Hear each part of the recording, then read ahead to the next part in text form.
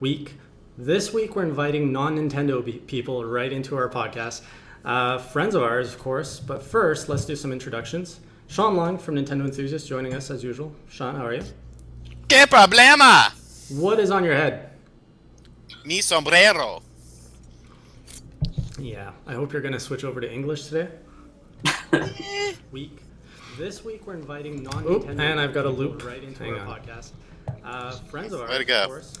All right, so this is actually, I think, the first week we're actually going to have a successful podcast with this new format, I hope. Do shout it out into the chat if anything is wrong. This is new trial. I'm kind of combining the old style and the new style. But now we're capturing the chat stream in here, which is good. Enough of that. Let's get to our guests. We've got with us the editor from Xbox Enthusiast. We've got Lucas Lore. Did I pronounce that right? You did. Thanks for having me, guys. Appreciate it. How's it going, Luke? It's going well, man. I've been excited to get on with you guys for a while now, so it's good to be here. So do you prefer Luke or Lucas? Luke's fine. Luke's good. Right. There are many names of which I am called. Luke is just one of many. All right, we'll go with Luke. And also, first time we've got 4 guests on this show. Well, 3 guests. 2 guests, if you don't count Shawn. Brett Medlock from PlayStation Enthusiast. How you doing? I'm pretty good. Just same old, same old. And actually, Brett is our editor-in-chief over at PlayStation Enthusiast, so if there's anything you don't like over on that site, you can complain to Brett. Let me know. And then Brett will just complain to me, and then I gotta fix it. All right, so guys, before we get started today, we got a lot of topics to talk about, because obviously, usually we talk strictly Nintendo on this show. But today we're going to open up those doors and explore contrast, similarities, love and hate between all 3 consoles today. But first, before we get into that, we want to understand who's saying what and where they're coming from. So Luke or Brett, actually we're going to start with Brett. Can you tell us a bit about what did you grow up with when you were gaming? How did you get into gaming? And what's your favorite game today? Well, when I was growing up, I have an older brother who's like 8 years older than me, so he's probably closer to your guys' age. So I grew up with kind of the generation of games that I probably wouldn't have normally played if it weren't for my brother being there. So I played a lot of Super Nintendo and a lot of NES games whenever I was like 5, 6, 7. And then I really started getting into gaming whenever Zelda Ocarina of Time came to N64, which is where I found my love mainly for Nintendo, which is what I grew up on, and I played all the way up until like the Wii generation. I only played Nintendo consoles. Then I took the leap to PlayStation whenever I was disappointed with the Wii, unfortunately. So you transitioned to the PlayStation platform only at PS3? Yeah, pretty much. And so I had a lot of old PlayStation games to catch up on. Awesome. And Luke, or what's your favorite game, sorry, before we jump over to Luke? Or did you cover that? I might have missed it. What was it? Favorite game or favorite franchise? That's a really hard one. New or old, or it doesn't matter. One of each. Probably Ocarina of Time, Resident Evil 4 being a close second, and then The Last of Us, probably my favorite game currently, just because I can never get that game off my mind. Oh my god, you and Shawn have so much in common. Shawn loves Last of Us. Shut up! All right, and Luke, how about you? What kind of games did you grow up with, and what type of game do you like to play now? Oh, man. Tough question. I'll tell you what. When I was growing up, my family was one of the most hardworking groups of people. Money was always tight. So I was always the kid that was a generation behind, which was cool in the one sense because I got to pick up everybody's old games and go and experience stuff. But I was always, that friend that wanted to go over to the other kid's house, but I didn't really care about the kid. I just wanted to pick up his controller and play. You're just using them. I was. But man, eventually it turned around that when I could start buying consoles on my own, I bought everything from NES 1 to 32X, which is an actual system that existed.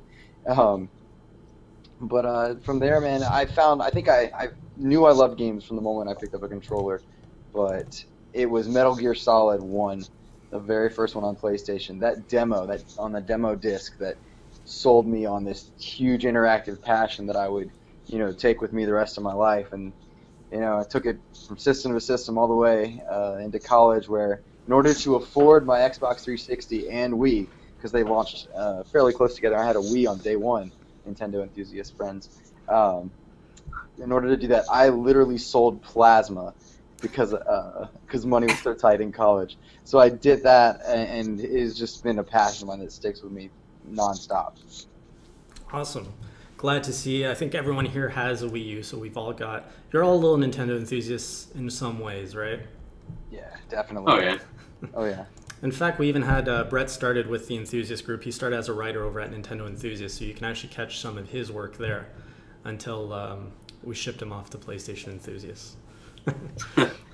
So we're going to keep the segment every week on Class vs. Crass. We like to go over what have you been playing, and that's just where each of us spend a real quick 1 minute or two to talk about what we've played in the last week and what we've thought of it. And then we're going to get into some of our cross-platform topics. And also, if anybody in the chat has any topics that they would like us to talk about, you've got Shawn here representing Nintendo for you. You've got Brett for PlayStation and Luke for Xbox. So you can kind of get behind either one of them for camp. I'll be kind of playing more as a middleman since I don't want to be... who am I talking about? I'm going to jump on the Nintendo bandwagon and gang up on these guys. So make sure that we have a majority here. No one's perfect, buddy. So yeah, if you have any topics you'd like us to integrate into this podcast, let us know. And we do have a giveaway for later on. It's a Wii U code for an indie game. So stick around. We're going to give that out at about the halfway point in the show. So Shawn, we haven't heard from you much. What have you been playing in the last week? I've been playing Chibi Robo Ziplash. I've been playing Streets of Rage 2. I've been playing Ghostbusters on the DS, and I've been playing Indiana Jones and the Infernal Machine on the N64. No thoughts? Sure. Streets of Rage 2 is awesome. Ghostbusters on the DS is okay. I didn't pay much for it, so I definitely feel it was worth the money. Chibi Robo is pretty interesting. Definitely not a perfect game, but a game that I think will be a fun holiday title, especially with the amiibo, because I like the little, I'll show it to you. The little Chibi Robo amiibo is it's pretty good quality. It's really pretty cool. So I like that. The game itself isn't nothing spectacular, but it's pretty damn good. And Indiana Jones is awesome. One of the best N64 games. Yeah, he says it's awesome, guys, but I listened to him playing it last night, and there were a number of frustrating words coming from his mouth. Well, I mean, that's what any N64 game. I mean, a lot of N64 games had big problems like that. But I mean, they're not. There's a very good checkpoint system in the game as well. So if you do encounter a bug, because really, it's probably the biggest. I would say it's the biggest scope N64 game period, bigger than Ocarina of Time, bigger than Majora's Mask, like the size of the worlds and the levels and stuff. So, I mean, that in and of itself is pretty impressive. Those are big words you're saying there. Bigger than Ocarina of Time? Yeah. Wow. Try it out. Try it out. Seriously, the levels are amazing. I'll have to. All right, Luke, what have you been playing in the past week? Oh, man. Xbox has been so busy lately. We have been diving into a number of things. I just reviewed FIFA 16 from EA Canada, which was really, really good. Even for non-football or non-soccer fans, it was really a solid title. I've put about 75 hours into Metal Gear Solid 5, which was probably one of the most spectacular gameplay-driven games, which is just fascinating from a Kojima game. And then we picked up the Taken King. A lot of readers were really interested in it, so I dove back in after giving up my PlayStation character a while back, and I'm either proud or ashamed to say that Taken King has taken quite a bit many hours of my life. In a good way, though? Yeah, actually in a really good way, in a surprisingly good way. There are so many things to be down on about Destiny 1.0, and I even wrote an article about it some time back. And then Destiny 2.0, this new expansion has brought so much that we were wanting the first time around, and like many updates and sequels to MMO style games, it really brought a lot of consumer feedback in. So I've been thoroughly enjoying that, and I'm about to dive into a PC to Xbox game now called Elite Dangerous. I just got a review code for that, and out.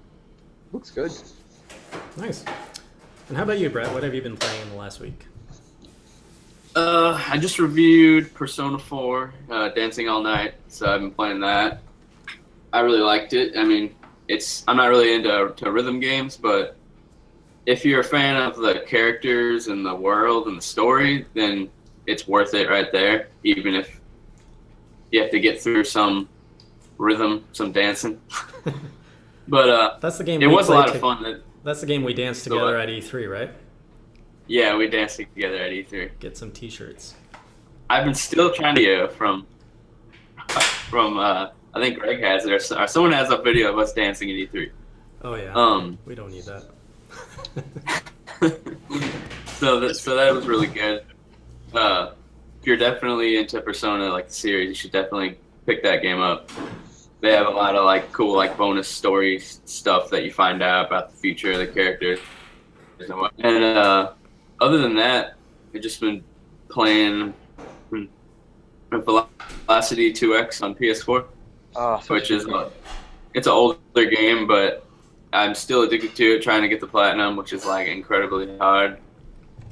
So I texted the developer if I could use the DLC to help get the platinum with like the perfect trophies you have to get, and unfortunately it's not a thing, so I still have to get a lot of blood, sweat, and tears out trying to get that platinum.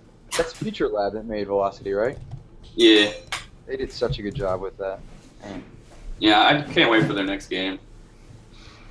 All right, and for myself, I finally finished Shadow of Mordor on the Xbox One today, and I've also it was a good game. I felt it was a little, I don't know, they could have done more with it. I was like, oh, is this it? You just kill orcs? There's a whole game around just killing orcs. It's odd because they crafted that and then designed the Nemesis system of kind of that Square Enix, Sleeping Dogs, Batman Arkham, Rocksteady engine, kind of all meshed, and it's got some Assassin's Creed 2 code actually embedded into it. But they did a good job with gameplay in that. They did. Yeah, it's very gameplay driven. Yeah, which I wish there was a little bit more story or more purpose for all the side quests and stuff. And on the Nintendo side, I've been playing Chibi Robo Ziplash as well. I'm going to be getting into this game this week. And I think that's it. Playing a lot of just general Nintendo games too to capture some footage for an upcoming video project. But enough of what we're doing. Let's get into some interesting topics. We've got the 3 console representations here. All the consoles have entered their next gen, or it's all now in current gen. PlayStation 4, Xbox One, you guys have finally caught up to the Wii U. What took you guys so long? We've all had plenty of time to kind of see how the consoles have evolved. They've gone out of their first year, got rid of the first year heartaches.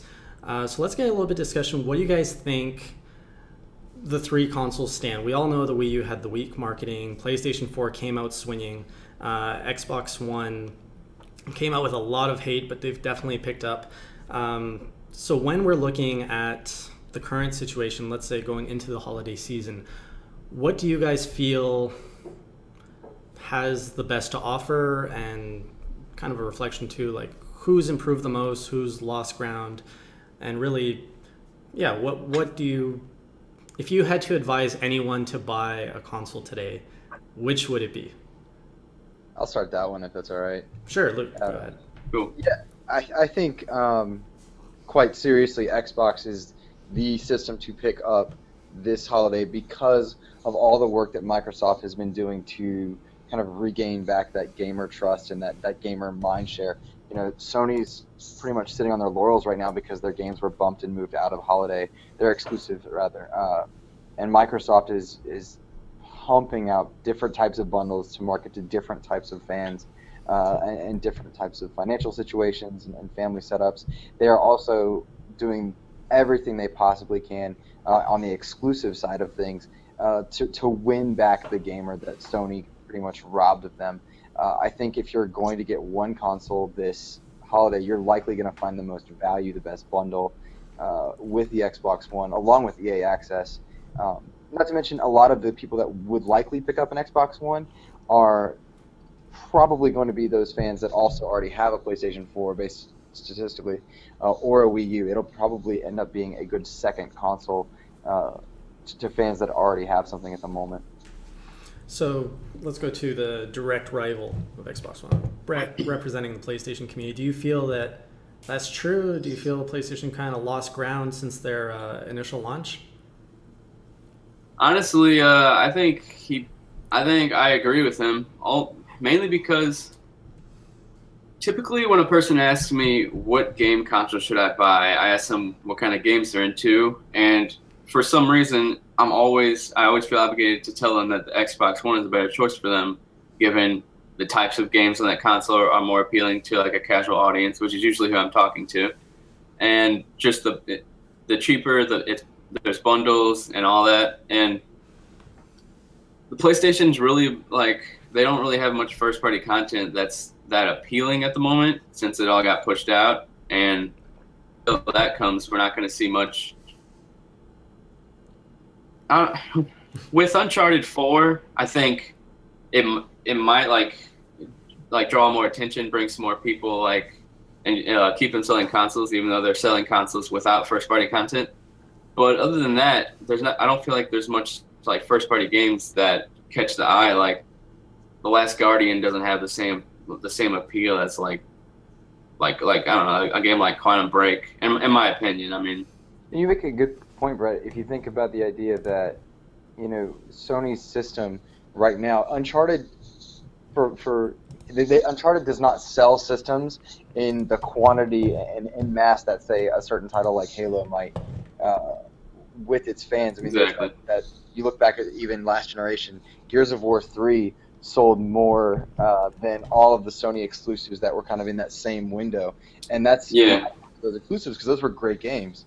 And Gears 3 was a great game, but Uncharted 4 is going to be amazing. I don't think it pushes consoles the way you might have some of the Microsoft first-party titles at the moment. Final Horizon, though. But now, what about the Horizon? What about the Wii U, though? While you guys are looking at kind of PlayStation and Xbox, the Wii U has been out longer, probably has the biggest library of exclusive. So if someone had no consoles right now since the last gen, would you suggest the Wii U over, let's say, you guys agree Xbox One is better than PlayStation 4 going into the holiday? If anyone in the comments disagrees, let us know why. Would you say, though, the Wii U is more attractive or still the Xbox One? Okay, first off, you didn't ask me my opinion on anything. Because I expect you to interrupt me the way No. you're supposed to. I'm trying to behave since we have guests, and I'm trying to be normal, but you're obviously not allowing that. Well, the sombrero First and foremost, if you do not own a Wii U or an Xbox One or a PS4, I would suggest it does depend on what kind of games you like. If you like third-party multi-plat games, then get a PS4 or an Xbox One. If you're looking for unique gaming experiences that you can only get on one console, the Wii U is still the best. I mean, I don't want to play remasters of games I played, 5 years ago on the PS3 or the Xbox 360. If I want to play that, I'll buy a PS3 or I'll buy an Xbox 360. If you want to play stuff like Bayonetta, Mario Kart, Smash Brothers, interesting games like Splatoon, Super Mario 3D World, stuff like that, like still the Wii U is the best system to get. Now, granted, in the same breath, I do feel that Nintendo needs to do some sort of price drop on the holiday season for it, because I mean, really, with Star Fox kind of going away, like if you are a new Wii U owner, you're straight. You got stuff like Hyrule Warriors, you got all sorts of cool stuff like that. If you are a dedicated Wii U owner, it's much slacker. I mean, you got Fatal Frame, you got Mario Tennis, which you got Devil's Third, and you got the big hitter, which needs to be Xenoblade. But like I said, all four of those games are console exclusives. So exclusives wise, nobody touches Nintendo. Now, third party wise, I follow you people on that. I'm not retarded, but Shawn, you hit the nail on the head when you talked about price point. First, if anyone's thinking about going into a Wii U, that's an amazing choice because you talked about that first party line. There's so many amazing games, but that barrier to entry, that price point, for longevity and long-term value may not be there for some console buyers and some demographics that are looking for something a bit more powerful, especially, but they're not effectively shooting themselves in the foot with the NX announcement. But the barrier to entry on Wii U is still so high to get some of those great games that it's difficult to justify for some people. I mean, you can make selling points for any of the consoles because they all offer something amazing. So hang on, you're saying it's difficult to sell all the games Shawn mentioned. So you listed about 5 to 8 exclusives, which receive very well for $350. But what would you sell? How would you sell the Xbox One at? Let's say you're not getting Kinect, $400. What games justifies that price point? Well, right now, Microsoft announced a number of bundles. So whatever bundle you choose, you're going to get 1 to 2 games. Admittedly, I think any Xbox owner or any Xbox One purchaser is likely going to be getting Xbox Live Gold. Makes sense. I think that's one thing that Nintendo is either winning or losing, depending on perspective there. But you're going to get Xbox Live Gold, which brings with it games with gold. There's a lot of value in that. And then from there, you can take any direction. You can go $30 and get EA access, backlog any sports game you want. Battlefield Hardline's arriving this October. Battlefield 4 working is there. Early access on EA games. There's a number of options in there. Titanfall, which just hit 10 million users, is there for the game. I love seeing Shawn. Shawn's like, digital? What is this? Titanfall sucks. EA access is overpriced. You're right. $30 for a year, brother. For a year of all those games of EA stuff. So you got to wait for 17 patches for it to work right. And they're all out, bud. EA's not the evil company it once was. Peter Moore's been doing a good job changing the. Peter Moore is the biggest hack in video. I mean, the only person let me say he's the second biggest hack, and the second biggest Peter hack. The biggest Peter hack is Peter Molyneux. Peter Molyneux needs to go do movies or write a book or something. Fable 5, 6 is gonna have a dog that grows gray hair and different haircuts. Seriously, Peter Moore. I hate Peter Moore with a passion. Why? Peter Moore, because he's an idiot. He's always been an idiot. He was terrible at Sega. He's terrible everywhere he goes. The reason Xbox is in a decent place right now is not because I'm getting confused here. I meant to say EA. It's not because of Peter Moore. It's not because of Peter Moore. It's because of consumer backlash. Peter Moore is an ass. Well, that's true of any company, but consumer backlash is how you justify and make business decisions. You can look at Sony PS3 to PS4. What am I looking at? That the PS3 actually came out with a lot of games and the PS4 didn't, but the PS4 had a better marketing campaign? Yes, PS4 had an incredible marketing campaign. Yeah. They didn't do anything. Exactly, and that's what sold systems. And then people came out first. and people sat there and were like, cool, I got a PS4, now what? I don't think that's true at all because there's so many people that have sold them or sold PS4 or purchased PS4s, and Sony sold so many. There are so many amazing games on that system, and I think they truly have Nintendo to thank for it because it was Nintendo that accessed that indie market and the console space, mind you, and brought that to bear. That Sony did a better job with it once it arrived. I would say, was it really Nintendo that brought the indies first? I thought that went to Microsoft with the Xbox 360 program. It did. Yeah, that's true. You know what? You make a good point. I was thinking more along the. I was thinking about all the Wii U indie games that I do have on my console. But Luke, do you have a PS4? Nintendo. Yeah. Nintendo was. I was a day one purchase of PS4, and it was probably one of the best gaming decisions I've ever made. Okay, so I'm gonna ask Brett because we haven't heard from him. But Brett, do you find that the PS4 has a lot of games to play? Like, if all you have is a PS4, do you feel that there's a drought at all, or that there's plenty to do? I mean, for me, no, there's no drought. There's no drought. There's plenty to do. I'm constantly I'm drowning in games I'm never gonna get to play. So But the whole idea that there's no games on PS4 is just insane to say that. But I don't know. a lot of them are indie games, which it means that's not going to sell a console. So I'm not sure why the console is selling, considering there's not much like exclusive, like first-party games that are interesting to the eye. Whenever you compare it to Expo and Gears, it's just weird to me that the PS4 is like trouncing the competition. Now, do you feel that, honestly, when I saw the PS4 and Xbox One releases, I was excited and I wanted a PS4, so the marketing worked. But do you feel that marketing has carried over to today? Do you feel that you're still being delivered what was kind of promised at launch, or do you feel that Sony's kind of dropping the ball a bit? I think that they're kind of dropping the ball, but they also have the room to, considering it doesn't matter what they do at this point because they're still selling consoles like crazy. Mm-hmm. So they don't. I don't think they're very worried about it, which is why they're not putting up such a big competition when it comes to Xbox One, who's trying like hell to get back up where Sony is right now. Right. So Yeah. we're kind of seeing, pretty much like Luke said earlier, Sony's resting on their laurels, bringing in, kind of focusing all their energy, and we're going to see them later. Like what we saw from E3 this year, lots of great surprises from the Sony side, but all of them 2016 and beyond. But we'll probably see Microsoft in a much stronger position when those games come around, and then we'll be right back to even territory probably. Yeah, that's a lot of ground for them to make up. It's a lot to make up. To argue with Shawn on the Wii U, like being the number one. Mm-hmm.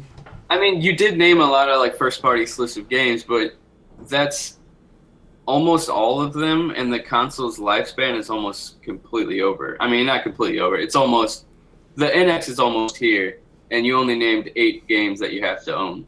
Donkey Kong, Captain Toad. Captain Toad is freaking awesome. Captain Toad may be a great game, but it doesn't sell systems. Lego City Undercover. Now, does any game really sell systems anymore? No. That's a great question. No. Yeah, I think so. I think it does, but I don't know that it's the traditional games we think of. I don't think it's an exclusive game that will typically sell a console. You might see purchasers they might be buying 2K or Madden. They might be buying the Call of Duty annually. They might buy the next in a series that they and that's the only game they purchase a year. So let's go back a gen, or maybe even 2 gen. Which game was a system seller on the respective Sony Microsoft camps last gen? Is there a clear, like, this is what sold Xbox 360s, this is what sold PS3s? Yes. Yes. Which ones? Call of Duty. Gears of War. Gears of And War and Halo 3 were the Xbox 360's exclusive system sellers. Oh, exclusive. Okay. Metal Gear Solid 4. I bought a PS2 Yeah. for that, and then it collected dust after that game. And do you guys feel that the games Twilight that Princess. Twilight Princess for the Wii? Yeah, that was definitely that was big when that came out. Now, do you guys feel that we have those games this generation? I don't think so. If you talk about the Wii, it's Wii Sports. It's not Twilight Princess. Wii Sports is that killer app, that game that sold consoles for the Wii. If you're going back a generation, it's Wii Sports that did that. For Wii, yes. Yeah, that's true. Now, this I gen, tried you guys are all sorry. saying we're not seeing that system seller this gen. Like real No. agree. Now, do you I guys? think for a lot of people who own Xbox One only right now, and they were probably Xbox gamers last generation, a lot of Xbox gamers still played Uncharted, so you might see a big boost in console sales when Uncharted 4 comes out, because they're all going to get their hands on that, because they know it's going to be a great game. Mm-hmm. What are your feelings about the upcoming Final Fantasy games? Do you feel Final Fantasy, Kingdom Hearts, those brands are still as strong as they used to be? That's kind of a huge segue, but I think they're weaker. They're weaker than they used to be. I think they might be stronger just with the power of social media and the groups and the whole communities for those games are like thriving still. But are they still mainstream? Are they still relevant to mainstream? Because the last Final Fantasy, No. 13, I mean, that flopped huge. No, definitely not mainstream. Japanese games are a dying breed in America. That's why Nintendo is struggling. Yeah, I mean that is one of the reasons, because they're a dying breed in North America. I mean, it's simple as that. Like, I think Final Fantasy and Kingdom Hearts will sell well just because the install base is there, but I don't think it'll sell up to expectations. And I fully expect Square Enix to be like, well, we must make many more mobile games to compensate for losses in these games because we spent $2 trillion to create game, and stuff like that. So, like, it totally won't surprise me. I think what will be more fascinating for all gamers is anyone that invests the 20, 30 minutes to follow the story of Final Fantasy. And I don't mean the in-game story. I mean on the business side. What has taken this franchise from this glorious RPG wherewithal to essentially run itself into the ground, and then people are trying to pick it back up, but they're all pulling in different directions. The story behind this latest Final Fantasy claim towards modern gen will be more fascinating to follow on a business side, and I'm not so sure that it's a lot of people that want these games. I'm not so sure it's not just a vocal minority, and I'm interested to see where that goes. It could be wrong. I would anyone that wants the game, I hope they get what they want, but I'm very curious to watch sales of that property, because it could very well be a vocal minority that's riding on nostalgia. And what do you guys think of the Final Fantasy VII remake? Are you guys excited for it? What do you guys, we know what you think, Sombrero Guy. I'm asking Brett and Luke. I don't think it's going to be what everybody wants it to be, because they keep screwing everything else up. What do you think it can be what anyone else or what everyone wants it to be? I don't think it can. People have built this up, so it's got almost the Half-Life 3 effect. Almost.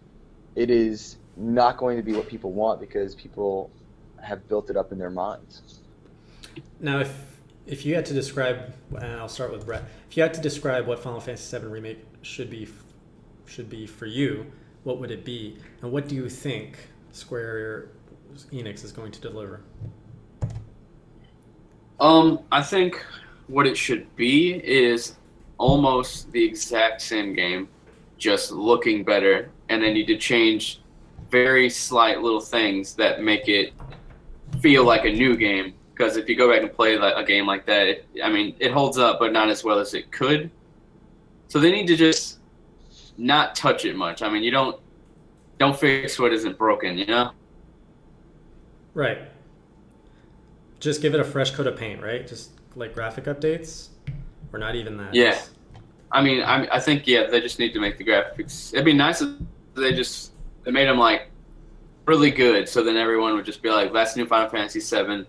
It's the same as it used to be, but it looks way better." I think that's all people. I think that's all people really want, with some slight enhancements and bonus content that isn't in the original, but doesn't actually mess with the game or anything about it. How about you, Luke? Well, first of all, have you played Final Fantasy VII? No, I followed the story of it, and on the business side, I followed the fan reaction of it. I've watched enough of it to understand the zeitgeist there within, but as far as gameplay, it was never my type of game growing up, and to try and go back to a PS1 title sometimes can be a bit jarring in that 3D realm. True, although Final Fantasy VII hasn't, I don't know, I feel like it hasn't lost its charm. Shut up. If you want to play, here's a good RPG. Grandia 2 for the Dreamcast. It's a much better RPG than Final Fantasy VII. I could find you a million RPGs better than Final Fantasy VII. A million. Well, sure. But it has its place in history. It's still a good RPG. Yeah, as an overrated game of nonsense for emo 14-year-olds. Like Last of Us, right? Last of Us is a different subject. There's a different reason why I think The Last of Us is a good game. I think Final Fantasy is a good game. I don't think they belong on the pedestals that they're put on though. Especially Final Fantasy VII. The Last of Us, I could maybe see like some reason for that, just a few, but Final Fantasy VII I don't know, there's like people seem to forget like how many freaking RPGs there were on the Super Nintendo and on the PS1 that were better than Final Fantasy VII. Final Fantasy VII struck a chord with people because it kind of had that futuristic setting, and a lot of RPGs at that time were set kind of in these fantasy realms in the past. And I mean, that's cool, but like, I think people put that on a pedestal because of that fact. And that's one of the reasons that bothers me. Plus the whole love story and all that. So like, it just I'd rather play Tales of Symphonia. I'd rather play Skies of Arcadia. Like, there's so many better RPGs in my opinion than that game. I'd rather play Final Fantasy VI. Any RPG with no love story, right? Shawn, do you hate love stories? No, I mean, Yeah. not really. Kind of. Shawn once fell in love in a hopeless place. Difficult. I mean, some love stories are cool, but like, even at the time the game was released, like I thought it was kind of like as I had to be 12 or 13 when that game was released, probably 12, and I remember playing it at my friend's house. We had that, and we had Metal Gear Solid, and like we played the first disc of Final Fantasy VII, and we were like, okay. And then we ended up playing Metal Gear Solid instead. And then we ended up playing games like Shining Force 3, just like better quality RPGs, because we just didn't feel that Final Fantasy VII just was not that great. Okay, cool story. Gonna get back to you in a second. Brett, you said at the beginning of the podcast your favorite game was The Last of Us. Got great. It was received very well across the gaming industry. You got lots of 10s out of 10s. Do you feel that that game is a masterpiece? And if you do, I definitely do. Because no game... Shawn looks mad. We'll get to no him in a game sec. has ever... Always. There's no game that tells a story so... Shawn, stop looking at me like that. Just ignore Just it. everything about it. I don't know. I can't even like... Did The you characters, the story, like in premise, it's a simple idea. You're taking something across the United States, but that's what you don't You don't expect it to be like an awesome, like heartbreaking story about a guy and a little girl who end up. I don't know, man. You're crazy for not thinking that The Last of Us is one of the best games of this generation. No, Or I last would generation. love to piggyback on that thought too. I could say it's a top 100 game. So hang on. I just want to elaborate this. So Brett, you definitely touched up on the story. We all know the story got a lot of praise. But do you feel as a game, overall, it pushed the envelope? Like a 10 out of 10, a masterpiece means either the game pushed the envelope of its genre or it just created its own new thing. Do you feel that it did that like in all aspects of the game? Or was it just really the story? I do, because I feel like the gameplay, there isn't any like much games like that. Like considering, like when I was jumping into it, I wasn't expecting what it was, which is it's slow and it's daunting and you never know what's next. Like, and with like the multiplayer, like there isn't another multiplayer game that offers like it's weird for the game to be like really slow but more intense than like any other games. Well, not every game, but just really good all around. Like everything about it. All right, The now, Last of Us is the pinnacle of gaming achievement when you look at its ability to tell a story. It uses gameplay to facilitate the telling of a story, and it does it on the most basic, primal human instinct, and that is survival. The gameplay is so masterfully done, it forces you into scares. Think Resident Evil 4, where it slowed you down on purpose, gave you just enough to be better than what you were opposing, but not enough to be ultra powerful. And it used those to facilitate the telling of this story in which you weren't sure what your relationship was supposed to be with Ellie. They used incredible voice actors, incredible mocapping, and they used incredible sound design to craft this world. When I finished The Last of Us, I've only played it once. I don't want to go back to that game, but I am so much better as a gamer for having played and experienced it. That was the story I played through. That was the story I experienced. There were tears, quite seriously, running down my face because of the expert and incredible intricacy that the story and gameplay wove. They were forced things. They forced things on me that I didn't want to do towards the end. Which I will not spoil for anyone. It was I will not spoil for anyone. but there are things where you think you have a choice to do something, and Naughty Dog does not allow you to do that. They simply don't. And so it is a fantastic game. Easily one of those games that defines the genre and gives it credibility as an art form. Awesome. I mean, that's great. I mean, you guys have definitely Yeah, shown no, hold on. great. So we're going to go to the next topic now. No. N-O. All right, here we go. I don't know how many times I got to do this thing, but we're going to do it again. The best part of The Last of Us is the first 15 minutes because you don't know what type of game it is. The game starts out and there's that outbreak and everyone's kind of running and there's chaos in the city. And then that's fun. That really brings you to a different area. And then all of a sudden you're playing some weird hybrid of Tomb Raider and Uncharted because it was developed by Naughty Dog. You have this annoying little girl who can shoot a gun with the best of them, but she can't swim because that makes all the sense in the world. And she's just foul-mouthed and stupid. To me, the little girl was a throwaway character. I would have left her. Shut up. I would have left her. Do you ever think maybe you hate Ellie because she's too much like yourself?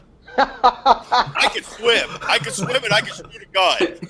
Can you swim? It's so unbelievable. Kind of like a fat plumber who's every stereotype in the book. Okay. You don't play. You just said that the reason The Last of Us was such a good game was because of the story, and I get that. Some games rely on the story, and that's cool. But The Last of Us, to me, was basically a linear game where you did the same sort of topics and the same sort of gameplay elements, and you solved the same sort of puzzles with the stupid ladder and the stupid, let me push the crate, and let me push the dumpster, and let me push the ladder, and there we go. Now I'm up on top. And, like, the ending was so anticlimactic, and it was just... No spoilers.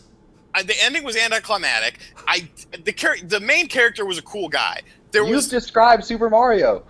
You have just described Super running up ladders. Hang on. You can't compare Mario to The Last of Us. Two those moments where you're doing the puzzles and you're lifting boxes, like those are the moments that make the game, like the music and the conversations between the characters.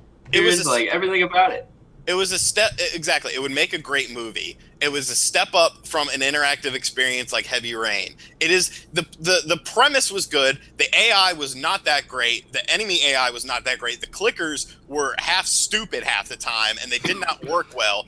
And it was a good game. Yes, it was a good game, but everyone acts like everything Naughty Dog makes since Uncharted is God's gift to gaming, and it's not. All Uncharted is a Tomb Raider ripoff, and it has a guy instead of a girl, and it takes elements from like Indiana Jones and stuff like that, and like they're good games, but they're not great games. They're not great games. What's a great game, Shawn?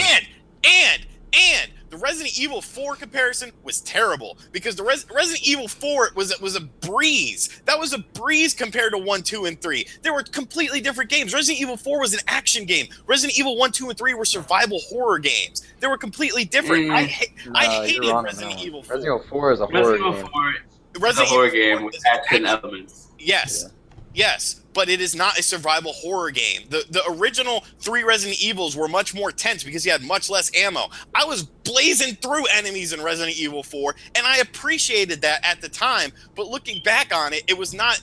It was what caused the series to go in the direction that it's in with 5 and 6 as utter dog shit. It just because they lost focus. That's why Revelations was so good because they combined both of the elements on it. Shawn, take a breath. What's a great Revelations game? Was really good.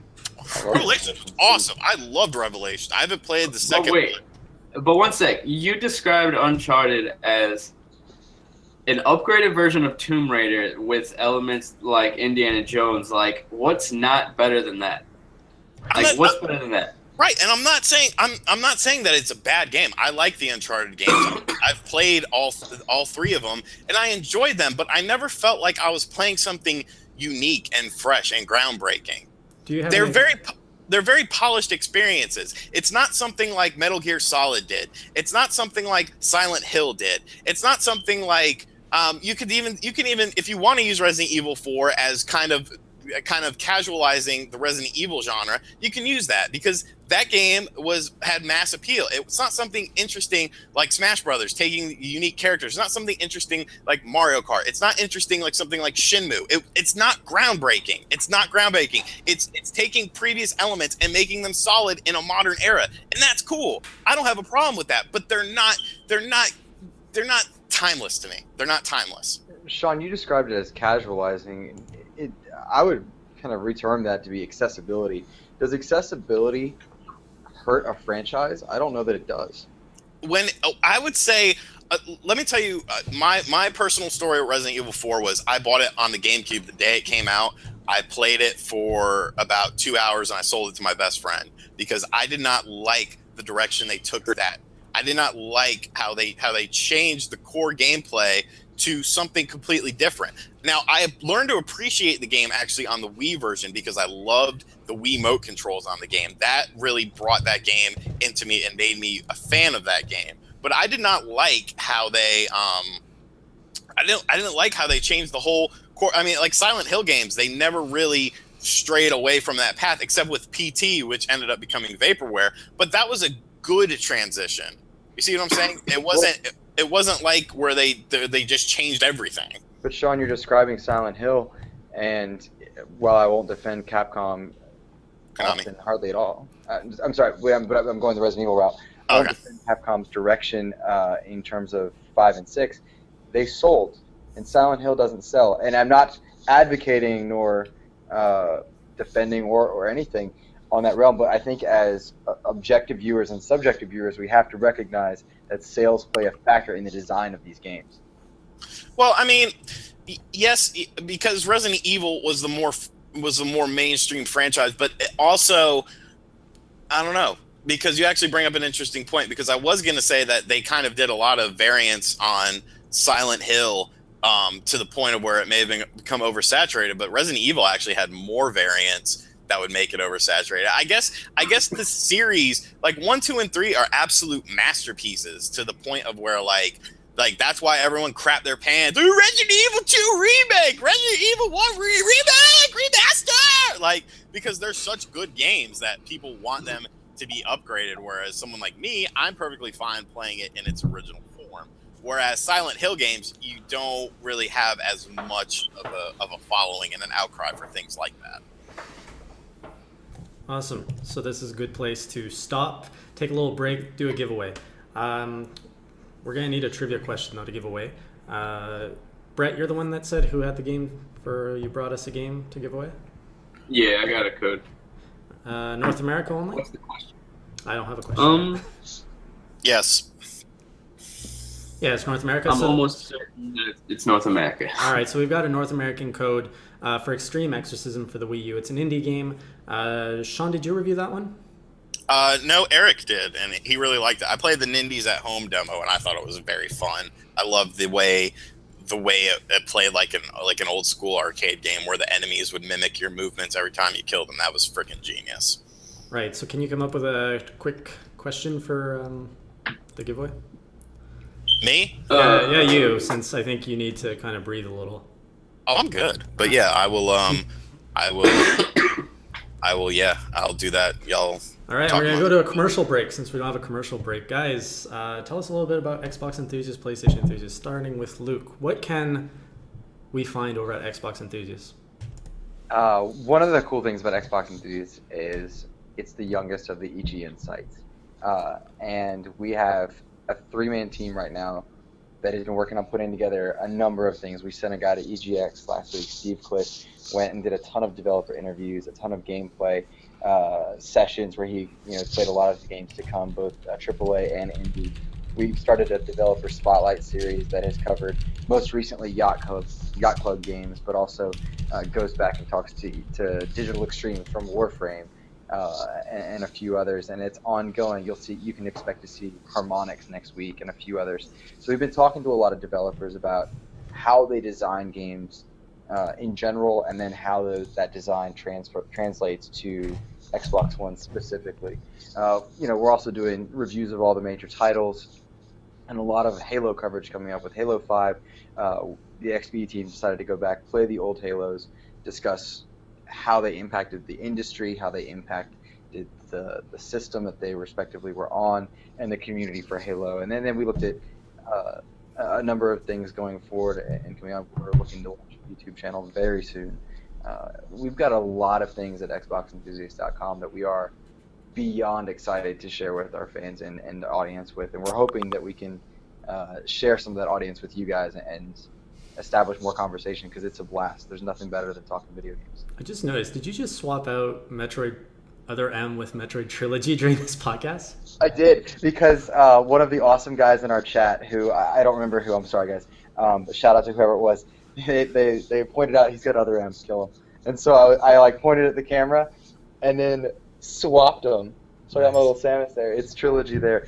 By the way, Shawn, just so you know, Metroid Trilogy is empty currently because I have it digitally on my Wii U. Like a fool, I got rid of my metal box of Trilogy back when I got it. Oh, that is bad. Yeah, I didn't understand what it would become at the time. All right, Brett, do we still have you? Sorry, Luke. You still there, Brett? He dropped. He's muted. He's probably muted. Yeah, he's muted, Brett. So guys, do keep in mind that whatever you ask in our Google Hangout thing, it actually gets streamed live to our audience. So we don't have the privacy you might think we have. Yeah, but I sent you the question, Jason. Great. It was Big D Rules 95. What up, brother? No worries. All right, Brett, what do you guys do over PlayStation Enthusiast? And do not forget to talk about your awesome YouTube channel that you launched. Well, yep, we do a lot of the same stuff as Xbox Enthusiasts and Nintendo Enthusiasts with reviews, news, features. I used to write a lot of features. I have a ton of like ginormous lists that you should probably go look at because they're crazy. And we just recently launched our YouTube channel, which is off to a pretty good start. You should definitely subscribe if you're in this chat right now. We've made a lot of... Shawn, what are you doing? We've made a lot of lists and like listicle videos, stuff like that. And we recently launched a very unique, but definitely you have to be into it. It's a video. It's a metal game review, like metal music combined with reviewing a game combined into one. So you should definitely check that out if you like that type of music. It's very cool. Honestly, when he showed me the preview for it, I was really hyped on it because I dig that sort of music. So definitely check it out. Even if you don't enjoy the music, you could probably enjoy the uniqueness of the video because really no one's doing stuff like that. It's cool. All right, so Shawn did get a question for us. So get ready to win that code for Extreme Exorcism. Very simple question. Who is the developer who developed Extreme Exorcism? We're looking for the full name, complete name. See you, Brett. First person to drop that name in the chat wins the code for Extreme Exorcism on the Wii U. North American code. What was our next topic?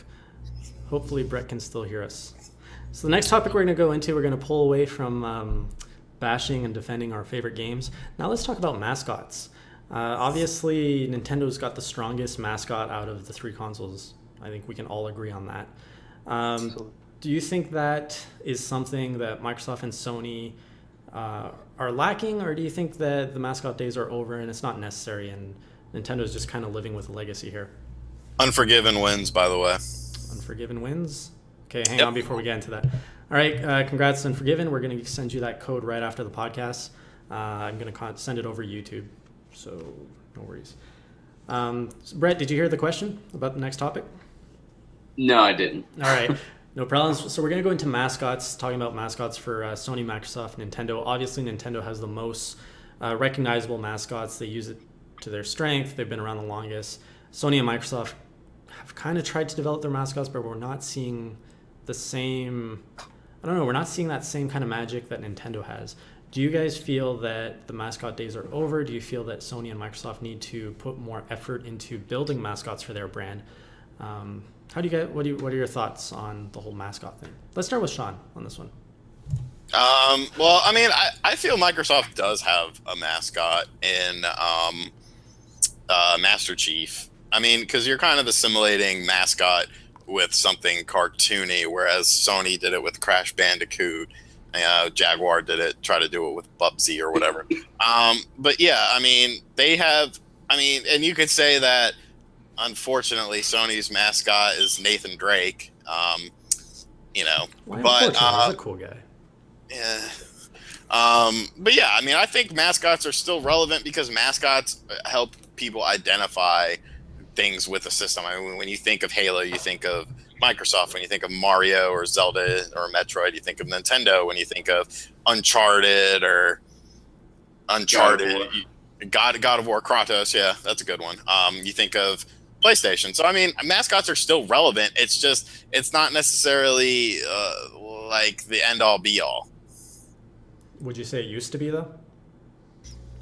In the 16-bit days and 32-bit, 64-bit, yeah, you needed a mascot. I mean, think of how many failed mascots there were.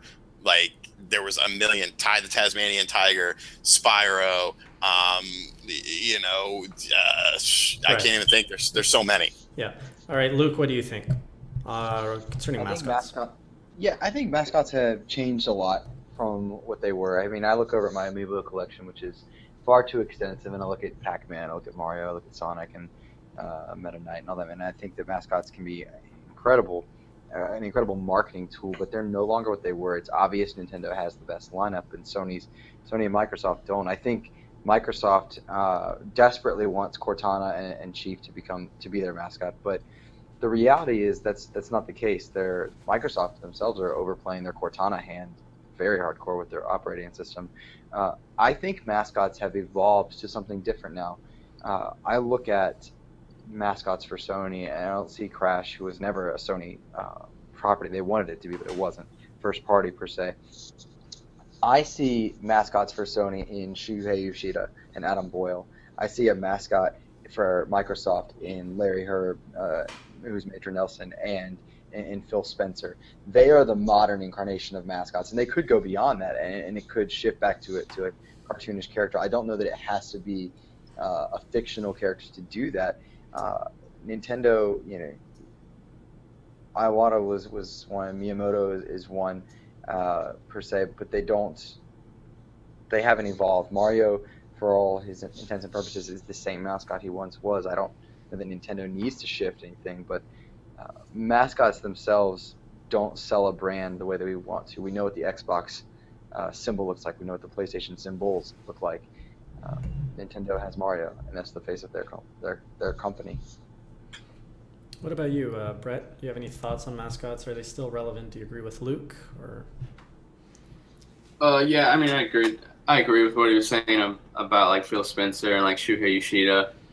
It's definitely more like a modernized, I guess, mature way to put them as like the mascots of the company. But I also think that Sony and Microsoft, I mean, like Master Chief, he's a pretty big mascot for the console, even though they're not really focusing on Master Chief much. It doesn't seem like anymore. It's more just like the Halo character. Yeah, Locke. It's more about like the Halo brand, like the TV series and everything. They're trying to make it like a huge thing. And I think Sony, I mean, they have their little mascots, but they're definitely not on the same level of like Nintendo, who sells their consoles based on their mascots, while Sony just sells a couple million games. do you think that could change though? Because Sony did have quite a few identifiable mascots, but they seem to drop them every generation. They switch them out. Yeah, it is weird. Because like Cole's gone from Infamous. He was starting to get like popular. He was in a bunch of fighting games, and he had like 2 games and a DLC game. And I haven't seen Sly Cooper or heard anything about him this gen yet. Right. Yeah, that's true. That looks interesting. Yeah, but no one knows about it, which is odd unto itself. What does he have coming out, you said? There's a movie for Sly Cooper coming out, like a full-fledged production movie, and no one knows about it. The Ratchet and Clank one actually looks pretty good. The movie. So they might be trying to build up those brands again with the movies, and they might be announcing some games like soon that we don't even know about. I mean, we don't really know what Sucker Punch is up to anymore. Maybe they're working on a Sly game. Maybe, yeah. It'd definitely be interesting to see where they're going with that. Any other opinions on mascots, Shawn? Anything you want to comment on? Sly Cooper doesn't need a movie. What video game really does need a movie? Like, come on. The Last of Us. It already is a movie! All right. I don't think it needs a movie, but I'm interested to see that.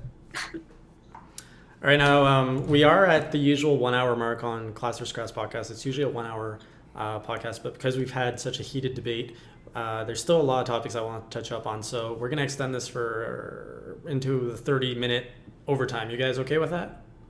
Sure. It's possible that I'll have to cut out early, but not yet. Yeah. So in 30 minutes from now, like 20 minutes, we'll be done. Is that good? Yeah, that should be good. All right. I really want to talk about the future. We can debate about the NX, but also beyond that. We're not seeing that much differences as we used to on consoles. The PlayStation 4, the Xbox One, very similar. A lot of people are saying consoles are on their last leg, that they're heading towards either an amalgamated system or irrelevancy, and that PC Master Race is going to own everyone and enslave the world.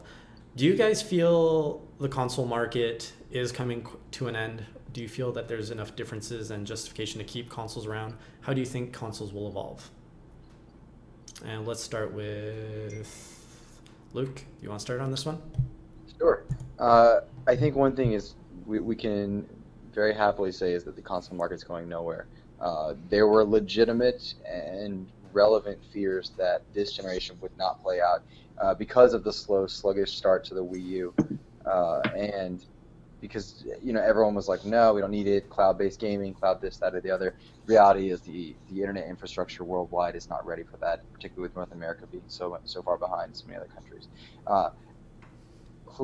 Console gaming is here to stay for at least one more generation. It'll be interesting to see where that goes because Microsoft just purchased Havoc, which puts their technology in the two most powerful consoles.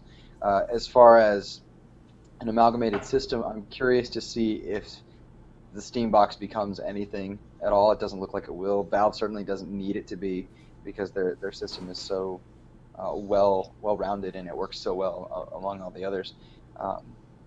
I see the future as being very similar consoles to one another.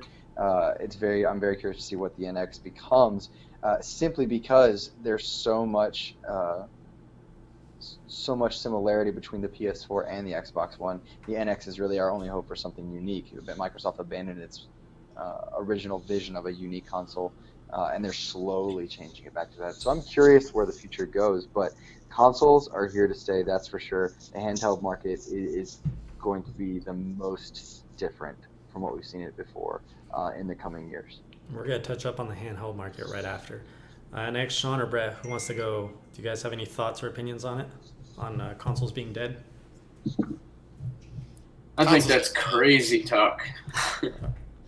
So you're seeing plenty of life, even though we're seeing consoles looking more and more the same from one another? Yeah, I mean, I think they're slowly, like, at first, Xbox, PS4 came out the exact same console, but as we've seen, like, in the past couple months, they're headed in two, like, totally different directions with Xbox One doing the backwards compatibility and Sony's, I don't know, doing basically nothing, the same things they always do. Present and then the Wii U's always got to be the weirdest of the bunch. And how, what about you, Shawn? No, consoles aren't going anywhere. It's you hear this all the time. Like, you heard this in the mid '90s. PC's gonna overtake the consoles. No, it's not, because most companies do not. Most traditional third-party companies do not develop their games first for the PC and then for the console. They don't go with PC exclusivity with a lot of them, and a lot of console games don't end up on PC. Now, Microsoft is kind of bridging that gap with most of their exclusives going to PC, which is strange in and of itself, but I guess they're just trying to get some extra currency from that.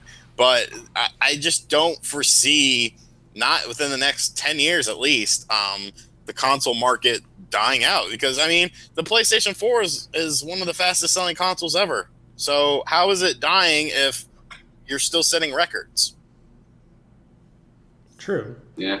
No, I think another way that we could see is the PC audience. Are they looking for more danger? And the reason I'm saying that, obviously there's a huge market for PC, but when you look at the consumer 10, 15 years ago, more and more people had PCs, and a lot of them just use it for browsing and stuff. Now we're seeing more specific devices made for specific people. Like you have the Chromebook now, which is a a stripped down, simplified PC. You have more of these devices which are stripped down and catered to. Yeah, you're laughing, Luke, because you've got one. Could we see? Is that what the answer is to gamers? That the console is that stripped down PC that's just focused on gaming? Because obviously a PC, gaming PC is very expensive. You're looking at $2,000 if you're looking at, getting everything. And are you really getting that much more in terms of graphics than, let's say, what the PS4 and the Xbox One has to offer? Do any of you guys even play on PC? Like, I don't even know. I don't. No, I don't. But I think the reason that you see the big disconnect between console and PC gamers is accessibility. There's a simplicity factor to a console. When you walk to that console, you put in the game. You don't have the driver system. You need to update the graphics card every 2 years for this, that, or the other. You have an established base, which is easier to develop for. I think that is the difference between PC and systems. Even though, at their core, the Sony and Microsoft brands are both essentially PCs at the moment, just established PCs that are only updatable via software at the moment. Another factor to this that we might be overlooking as far as sales are concerned is there are more gamers now than there were before, and that is it's become an all-in-one box in your living room. So when you look at consumer sales for PCs versus consoles, we also have to keep in mind that versus the mid-2000s versus the 90s, that there has been a consistent rise in people purchasing these consoles, these PCs, these systems, and that has changed the market very uniquely. Right. And I agree with you that I personally prefer the consoles for that simplicity, that I buy my game, I know it works. I don't need to check my specs. When I run the game, I don't have to worry about a video card crashing, a mouse glitching, things being compatible with one another. It just works until you get a red ring. Then it doesn't work so well. So another topic you guys had mentioned at the beginning while we were off air that you want to talk about were what builds a successful open world game for each platform. And honestly, I'm not quite sure what the difference would be from one platform to another. Did you guys envision that an open world game would be different on each platform? That was, I think, my suggestion, and that I just came off 75 hours of Metal Gear 5, which I would encourage anyone that enjoys open world games or just unique gameplay, get past the first hour and you're going to be in absolute open world heaven. And also in a year where we were treated to The Witcher 3, and with the Wii U having Xenoblade Chronicles X coming, I was curious what it might mean to our respective audiences, if anything, to design something that is uniquely open world to those consoles. And I think fundamentally Xenoblade Chronicles X has to work. You can't update it in the same way that you might a Metal Gear. You can't have a 3-4 gig patch file to correct something this or the other. How does that change? What do the audiences want per console in terms of differences, exclusivity items, things like that? So I was curious your thoughts or the chat's thoughts on what might make an open world game per console unique and wanted to that particular audience. Probably Pokemon on the Wii U has been one that people have been asking for, or a Pokemon MMO. Yeah. Although for a long time. Is MMO and open world the same? Like we can. I mean, yeah, but Kinda. That's a good question. That's a unique question. That's a question in and of itself. But anyway, open world. We might Zelda U is shaping. It sounds like it's shaping up to be an open world, and Yeah, Zelda U, and I mean, really, your open world games. You kind of had one with Lego City Undercover, but we'll ignore that. Your sort of open world games are going to be Xenoblade Chronicles X and Zelda U, which are very Japanese style games. You don't have the open world style games unless you count Watch Dogs on the Wii U. So I think those are good because they play into the Nintendo fans. I don't think, like we said earlier, JRPGs are kind of, a dying breed and whatnot. So, a game like, and you have Monster Hunter as well, which is sort of open world and heavy Japanese influence. So, What is there any? I'm not as familiar with the libraries on Xbox and PlayStation. Are there exclusive open world games on each respective console? I mean, you got Horizon coming out, but that's just still a ways away. You could argue the same thing with Scalebound. I think right now, for Brett and I on our respective channels, the open world games that we've had to cover or chosen to cover have all been multi-platform. Yeah. Right. All right. Now, did you guys? Our next topic for that on our list was also handhelds. You guys want to talk about handhelds? How really there's only one. What's there to talk about? There's only one left. There's only one. And it's the Vita. Do you even like the Vita? The Vita is a. I love the Vita. Come on now. That's one of my favorite game consoles of all time. As a piece of technology, it's cool. As a gaming device, it's even better. No, because a gaming device is all indicative of the games themselves, and I don't think the Vita or the PSP, like there are shining examples of great games, but they tried. The problem with the PSP and the Vita is the exact same problem with both systems, is that they tried to create console games on a handheld, and it just doesn't work. It kind of works. But the fact that it kind of works shows that it just doesn't work. Well, I mean, go ahead, Brett. I'll let you take this one. I was just gonna say, like, what separates playing Majora's Mask on 3DS than playing, I don't know, some console game that also came out on PSP back in the day? Like, what's the difference? I'm talking about the development of the games. Like you're saying Majora's Mask, but Majora's Mask was a remake. I'm talking about new games built for the ground up for the platform. They always the thing with Sony is they always try to replicate. And the problem is when you do that, when you try to create a console-like experience on a handheld, it's going to be a dumbed-down experience because there's always a disparity between the handheld and the console. And B, you have a benchmark to compare it to. So something like Metal Gear Solid Portable Ops on the PlayStation Portable, I don't know why the hell I just called it that, on the PSP was a cool game, but at the same time, you're comparing it to the console versions of the game that were out, and it's like, well, yeah, this is cool, but it's better on the console. You see what I'm saying? That was my biggest problem with the PSP and the Vita, is that they always made games that were comparable to the console, but you can never compare them to the console. I think those that have a Vita that have drank that Kool-Aid know the Vita's magic. It is an incredible system, a huge, I would argue, just as quality library as the 3DS. Now, don't misunderstand that. I'm not saying that Vita exclusives are as quality as the 3DS exclusives, but the amount of games and the quality of games that are available to you on the Vita are exponentially better than I think the Mindshare perhaps offers it. Now, when you're talking about things built from the ground up, when I think of the 3DS, and you're also talking about avoiding replication, I think of 3DS and I'm thinking to myself, okay, wait a minute, Star Fox 64, Mario 64 was on the original DS, but I go through and I get a ton of remakes in my mind, and then I think about the games that are most popular. I mean, I just purchased one for my brother a month ago, and I got him 2 games, both Mario.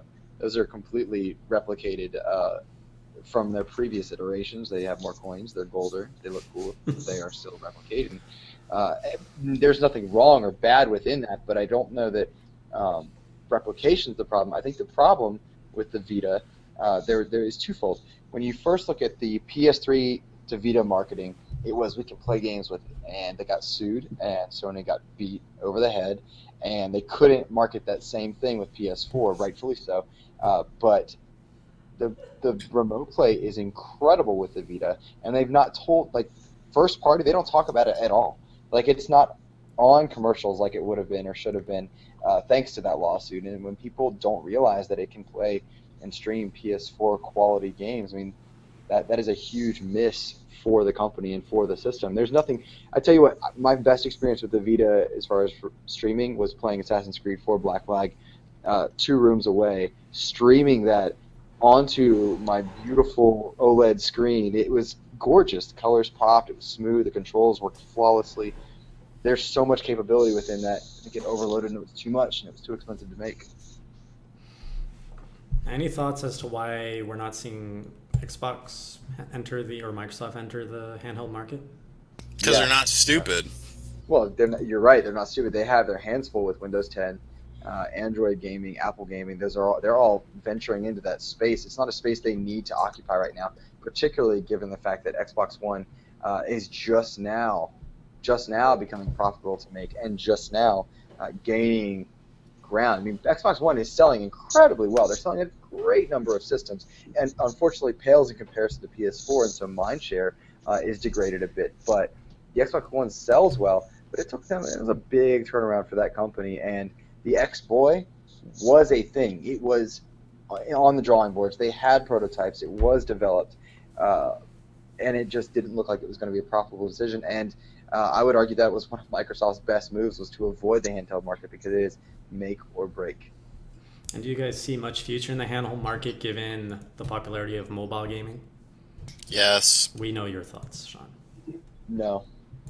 I think Nintendo will continue to do the thing. I don't think Sony's gonna. No, Nintendo's is modified. It's going to be modified to do some sort of integration with NX. Sony's already said that the Vita's their last handheld. So it's done. It's over. For now. But the Vita lives on in our hearts. Yeah. Okay. And on that note, that's a very touching point to end this episode of Class vs. Crass. Thanks, guys, for joining. Thanks to our audience in the chat room for joining us on this special episode. Let us know, did you enjoy having our friends from Xbox Enthusiast and PlayStation Enthusiast on our podcast, or do you never want to see their faces or their kind here on a Nintendo podcast ever again? Or do you want to see more podcasts, maybe not in the Class vs. Crass vein, over on Xbox Enthusiast, PlayStation Enthusiast on their own channel? Let us know. We're always listening to your feedback. We're trying to do stuff you guys like. So yeah, let us know. Before we do the sign off, Shawn, what would you like to do your shout outs for and to and all that good stuff? Yeah, I had fun, yelling at someone besides you. That was pretty cool. I'm sure I'll yell at you next week, though. Make sure you check out PlayStation Enthusiast's YouTube channel in the room. All of you subscribe to that now. Check out xboxenthusiast.com, PlayStationenthusiast.com, or PSEenthusiast.com. I don't remember the links. They're going to say it. They're going to say it. Xbox Enthusiast is getting a YouTube page soon. Make sure you sub to my personal channel where I do retro stuff on there, because nobody cares about retro stuff on Nintendo Enthusiast YouTube channel. And it was fun. Awesome. Luke, any last things? Where can people find you if they want to connect with you, if they want to share their thoughts? What do you want to promote? Oh man, that'd be great. If you would like to follow Xbox Enthusiasts on Twitter, we are at EnthusiastXbox. We are fast growing. We would love to hear your feedback. I would love to see some mixed audiences and hear from you guys. Obviously, we'd love for you to visit the site as well. I personally am at MLS Reserves on Twitter. Reach out to me, talk to me, let me know what you guys think and like, because one thing at XBE we're trying really hard to do is incorporate feedback and make our product better for you guys. If I could plug our Developer Spotlight program, we've got so many in the works that are coming out. I know I said it earlier in the show, we would really love for you guys to check those things out.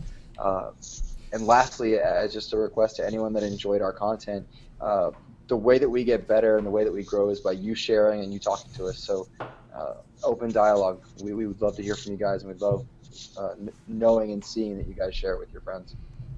Awesome. So check that out. Brett, your sign off. Make sure you come to the website, PlayStationenthusiast.com, and definitely subscribe to our YouTube channel that we just started last month. I feel like we got some good stuff going. You should definitely check it out.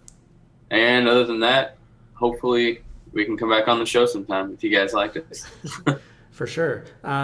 Did you say where they could find you specifically on Twitter? On Twitter, it's Brett NLL. Brett NLL. Awesome. So if you want to connect with Brett, head over there.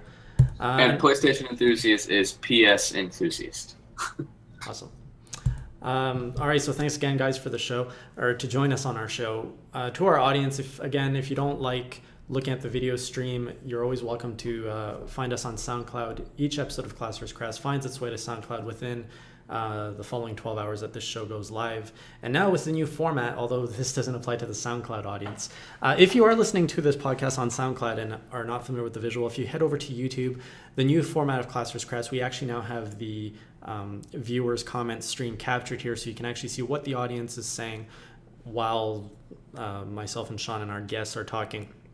So a little bit of an added incentive to come and watch us on YouTube. You can always find me on Twitter at Jason_Lapine. Things to look forward to on Nintendo Enthusiast this week. I think Shawn's got a few reviews in the works. Right, Shawn? I think you forgot to say that for Chibi Robo. Yeah, Chibi Robo will, whenever the embargo lifts. I don't remember when that was. Midweek somewhere. I think it's towards the end, actually. Anyway, we've also got Yarn Yoshi review coming out on the YouTube, Nintendo Enthusiast YouTube. I've got a special feature coming out. I've got a whole new show idea. It's called Nintendo Files. I'm not going to give you any more details, but that's coming out either late this week or early next week. What else we got? That's about it. So thanks again for watching, guys. We'll see you guys next week. And until then, be sure to keep it classy, or as Shawn would say, Keep it crassy. see ya. See ya. Take care, guys.